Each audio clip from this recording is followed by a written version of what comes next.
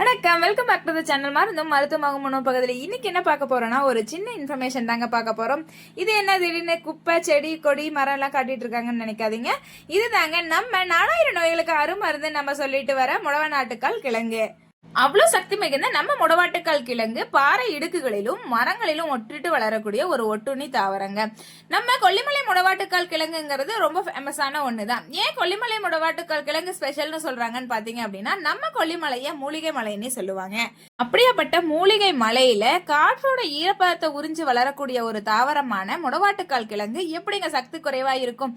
அனைத்து வகையான மூலிகைகளோட சத்துக்களும் நம்ம உடவாட்டுக்கால் கிழங்குல கிடைக்குங்க. வாட்டுக்கால் கிழங்குல சத்துக்கள் எவ்வளவு அதிகமோ அதே மாதிரி அந்த கிழங்கை எடுக்கிறதுலயும் சிரமம் இருக்குங்க. நம்ம மலைவாழ் மக்கள் நம்மளுக்காக தான் ரொம்ப சிரமப்பட்டு இந்த வேலையை செஞ்சு நம்மளுக்கு கிழங்கு எடுத்து கொடுக்குறாங்க.